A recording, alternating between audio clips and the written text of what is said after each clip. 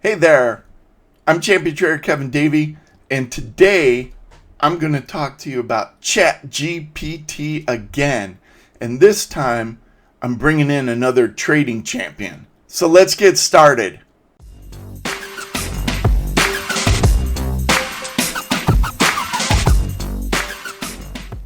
So, if you've seen some of my other videos, you know I've been looking at ChatGPT and to see if it could build a good algo strategy. So this is my fourth attempt at this. And the question I'm trying to answer is, can this tool help me build good algo strategies? Pretty simple. This time, what I decided to do was change the question I was asking. And I decided to ask, give me TradeStation code for an Andrea Unger style trading algo. Okay? And it gave me an answer. But first, you might be saying, well, who's Andrea Unger? If you don't know that, if you go to worldcuptradingchampionships.com, it's a worldwide contest. It's the same one that Larry Williams used to turn $10,000 into over $1 million in 1 year. So it's the most well-known contest out there. It's real money. It's a year long. I won it back in 2006 down at the bottom. And Andrea Unger, well, he's a real champion trader. He won it in 2008, 9, 10, and 12 in various events. So, and he might have even won more than that. I don't know, but he's a really good trader. He's a friend of mine. That's why I decided to ask that question to ChatGPT. I wanted to see first if it even knew who Andrea Unger was. And then second, I wanted to see what kind of strategy it came up with. And here's a picture of Andrea and I back in, I think, 2016 when we did an event together in New York. Great guy, and he's a good friend. So here's the code that it created. And, you know, on the surface it looks decent, but of course we've talked about it before. ChatGPT has errors in any code that it generates. And here's just some of them. It talks about position, but it didn't. What you really want to do is market position there. And so it's kind of messed up where it says if position equals 0, because position never changes in the code. It's a legitimate variable, but it's always 0, so it's never going to work quite right. You want market position, which is a TradeStation and Power Language keyword. And then it also calculates an exponential moving average, but that's off. It's not EXP average, it's just X average. So there's a few things you have to change. That's just a warning to anybody who doesn't know how to really program who wants to use ChatGPT. It gives you code, but it's not 100% right. You usually have to go through it and make some fixes to it. And in this one, it would be easy to see the exponential moving average because it won't even verify with it. But the other one, the position one, that's a little trickier because that is defined up in the variable section. So it very well will verify, but it won't work. The code won't work because position never changes, as you can see in this code. You never assign it a different value than 0. So you got to watch out for that. Okay, so let's see how this actually does. And we'll see that after I generate the final code. So this is the final code. I changed some things a little bit and made it so it will work and it is correct. And then I test it. Okay, in my test setup, I'm doing 54 different markets, a bunch of different bar sizes, 15 years of testing, and I use my trademarked strategy factory process to actually run the test. So this is a lot of tests over a big period of time, and we'll see what happens. So here are the results. Out of all the cases I ran, only 16% were profitable. That's not real good. It's on the lower end of some of these ChatGPT strategies. And on a risk-adjusted basis, which obviously takes it a step beyond just being profitable, I wouldn't say any of the cases are good, and none of them pass my criteria. So we did a lot of testing for nothing. Everything's garbage here. Okay, well, that happens. Let's take the next step with it. But first, I want to show you just some of the sample results. Here's an example. This is silver, 360 minute, and you can see it's actually profitable. Recently, the pink part of the curve that wasn't tested, it's kind of dropped off. Even so, since about 2010, it really hasn't done much. This is pretty typical of what this particular strategy gave us. There were cases that were profitable, and this one makes, what, 105,000 over that time period. Not too bad, but on a risk-adjusted basis, you'd never trade this. It's basically garbage. And then here's another one with heating oil.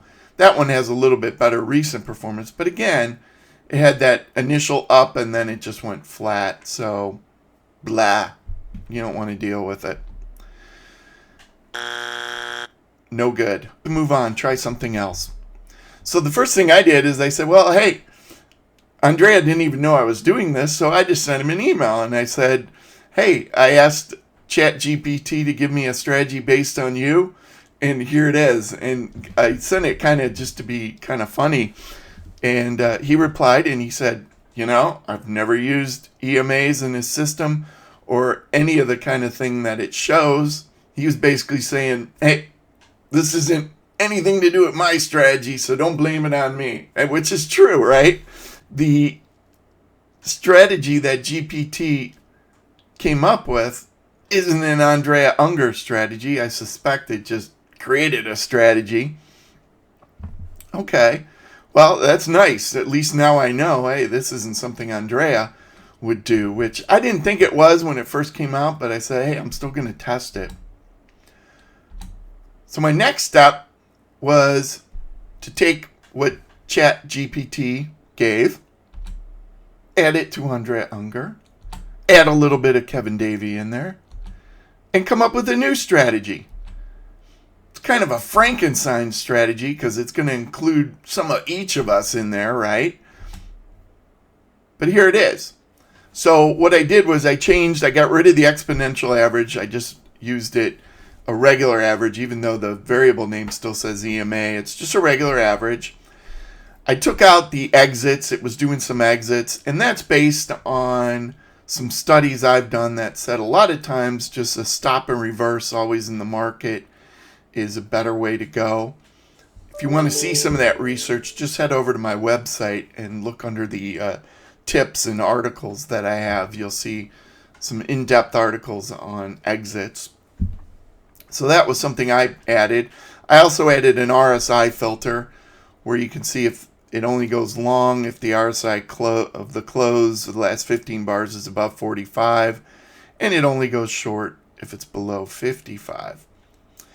And then finally, I added what I call an Andrea style time restriction. He has some cool things he calls a pattern-based type approach where he tests different patterns and puts them in at different time frames and those kind of things. This is sort of similar. He'd probably argue that it isn't exactly what he does, and I'm not going to give away exactly what he does.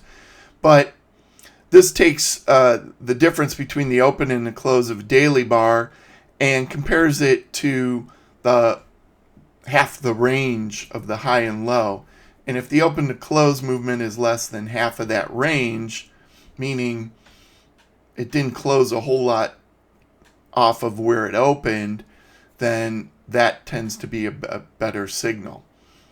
Okay, so that's my second test. Tried to test that.